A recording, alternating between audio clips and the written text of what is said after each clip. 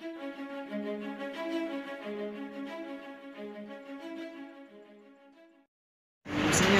di depan masa. Assalamualaikum bos. Kembali lagi bersama Beta. Salam sapa dari Beta di channel Beta Insaf.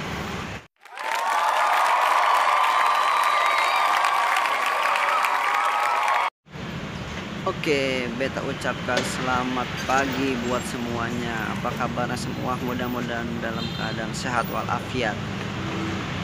Hari ini Beta sedang ada di luar.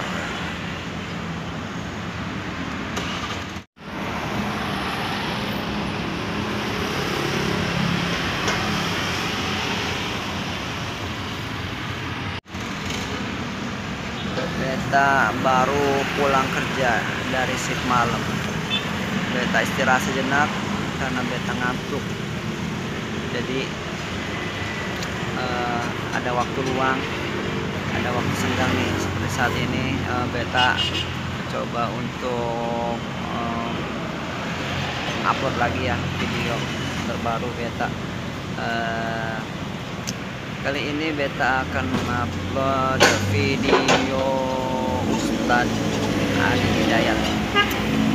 Insyaallah mudah-mudahan beta berharap hamba Allah sebagai hamba Allah ini bisa memberikan yang terbaik, yang bermanfaat buat orang lain, buat semua penggemar YouTube. Oke, tidak panjang lebar, beta ucapkan selamat menyaksikan buat semuanya. Have fun, selamat menikmati. Ini dia videonya.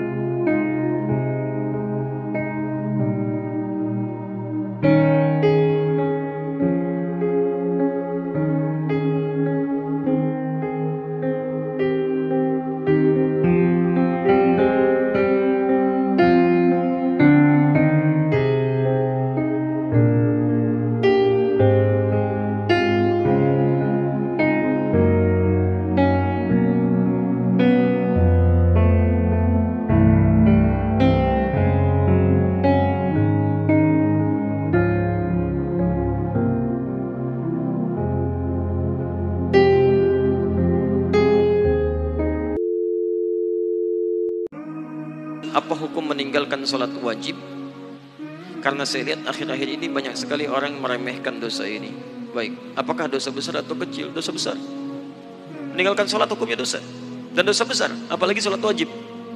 Orang yang sengaja meninggalkan sholat hukumnya dosa besar. Awas, hati-hati, lihat baik-baik. Orang yang meremehkan sholat saja disebut munafik oleh Quran. Tempatnya neraka jahanam. Apalagi yang sengaja meninggalkan sholat.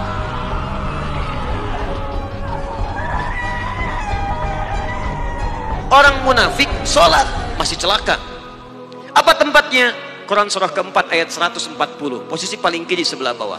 Innallaha jami'ul munafiqina wal kafirina fi jahannam jami'a. Allah akan himpun orang munafik dan orang-orang kafir di neraka jahanam. Orang munafik masih sholat, tempatnya neraka jahanam. Ada orang sengaja meninggalkan sholat, maka tempatnya di mana?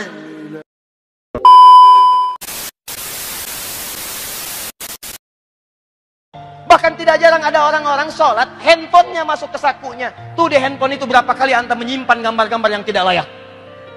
Di handphone itu berapa kali mengoleksi kalimat-kalimat yang kotor. Di handphone itu berapa kali banyak maksiat disimpan oleh anda dalam file. Video yang tidak bagus, gambar-gambar yang buruk, kalimat-kalimat yang kotor. Dimasukin ke saku, dibawa sholat. Apa nggak malu kelihatan Allah? Sedangkan anda dalam sholat mengatakan, Rabbik firli, ya Allah ampuni aku. Di dalamnya ada gambar porno. Ya Allah berikan aku rizki. Di sini ada kata-kata kotor. Di mana Allah bisa mengabulkan doa kita kalau anda datang kepada Allah dengan tidak berakhlak? Di mana Allah bisa menyayangi kita kalau anda menghadap kepada Allah dengan maksiat? Makanya nggak ada bekas dalam sholatnya.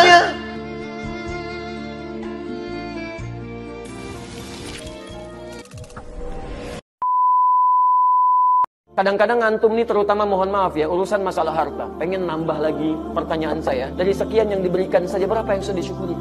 Sudah punya sepeda, pengen punya motor. Sudah punya motor, pengen punya apa? Mobil. Pertanyaan saya, Anda yang baru punya sepeda, berapa kali sepeda Anda sudah mengantarkan Anda mendekat kepada Allah? Pernah nggak dipakai mengantarkan Anda ke masjid? Jangan-jangan masjid nggak pernah kenal dengan sepeda Anda. Katanya Anda meyakini setiap barang-barang itu akan jadi saksi saat mulut itu dikunci. Al-yawma nakhtimu ala afwahihim wa tukallimuna aydihim wa tashhadu arjuluhum. Ya, mulutnya dikunci, tangan yang bicara, kaki bersaksi, dan barang-barang sekitaran kita itu akan yang bicara. Anda yang sering mengharapkan motor, yang sudah punya sepeda, jangan-jangan sepedanya belum mengantarkan Anda untuk ibadah.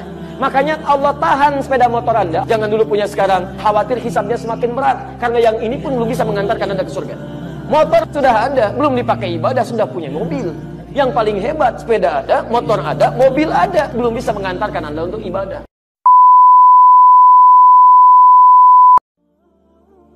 Coba lihat cara perilaku kehidupan orang Islam sebagian, walau tidak semuanya sekarang.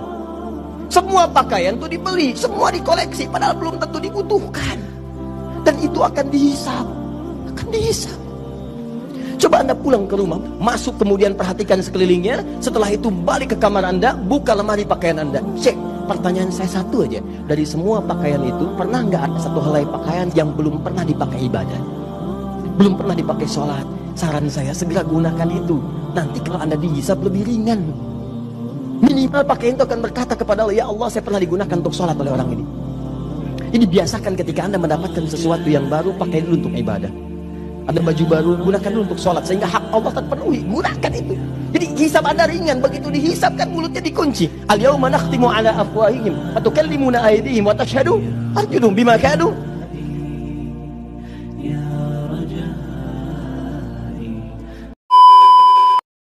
Di hadis riwayat Ibnu Majah, nomor hadis 233, setiap orang yang melangkahkan kakinya menuju majelis ilmu, man salaka tariqan yaltamisu fihi ilman, sahhalallahu lahu tariqan ilal jannah. Begitu dilangkahkan, benar cara melangkahnya, niat ikhlas, maka langkah itu akan mempercepat langkah dirinya menuju surga Allah Subhanahu wa taala. Masya Allah. Jadi antum ini sedang berjuang. Makanya berjuang teman-teman, dari sekian pekan masa nggak ada satu waktu untuk belajar untuk surga antum. Antum tuh diberikan 7 hari sepekan, 6 hari dipakai untuk dunia, masa 1 hari nggak ada untuk akhirat antum? Apa antum mau gunakan semua untuk urusan dunia antum? Antum akan tinggalkan. Meninggal dunia, semua ditinggalkan. Jadi aneh kalau yang sementara antum kejar-kejar. Yang sifatnya abadi tidak disiapkan. Tanyakan pada diri Anda, dari 24 jam itu berapa untuk akhirat Anda?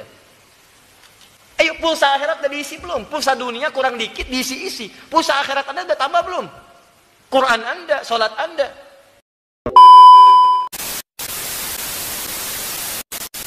Ada tingkat ujian yang sudah mulai menggoyang hati. Sudah mulai kadang-kadang, kenapa ya Allah saya mesti mengalami ini? Padahal saya rajin sholat, rajin puasa, rajin zakat, kok masih terjadi juga pada saya? Karena Allah itu kalau sudah cinta pada seorang hamba, bukan dikasih dunia, dikasih musibah. Supaya dengan musibah itu lebih lekat dengan Allah. Allah itu cemburu, maha pencemburu. Jangan ada dunia yang dia pikirkan, ingin dipikirkan itu hanya Allah saja. Kalau sudah dekat dengan Allah, maka segala yang dianggap kurang itu akan dikembalikan dengan sangat luar biasa berlimpah. Berbahagialah antum kalau sedang menjalani kebaikan, tiba-tiba kehilangan dunianya misal. Itu dibuat oleh Allah supaya namanya sering disebut. Sampai Rasul dan orang beriman pada masa itu pernah mengatakan, ya Allah, kapan pertolongan kau akan tiba? Ya Allah, saya ingin mendekat tapi persoalan tidak pernah tuntas. Kenapa begini? Yakinkan pada hati antum, itu antum sedang mencapai tingkat yang paling tinggi. Allah sedang turunkan cintanya, cepat ambil, jangan tinggalkan.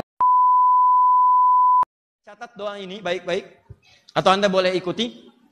Allahumma ikfina bihalalika an haramik wa bifadlika amman siwak. Apa faidahnya? 2. Ini riwayat yang masyhur sekali. Pertama, Allah akan bebaskan antum dari hutang-hutang yang melilit dalam kehidupan. Dan Allah akan muliakan antum dengan semua kemuliaan yang terbaik yang Allah berikan kepada antum. Jadi kalau antum bekerja, itu Allah berikan yang paling bagus rezekinya. Kalau antum belajar, diberikan yang paling utama nilai-nilai kebaikannya. Saya tuliskan sejenak untuk menepati janji saya. Allahumma, kalau Anda baca sampai Allahumma ikfina, kalau Anda teruskan wasal, Allahumma ikfina. Paham? Bihalalika an haramika wa bi fadlika amman siwaka.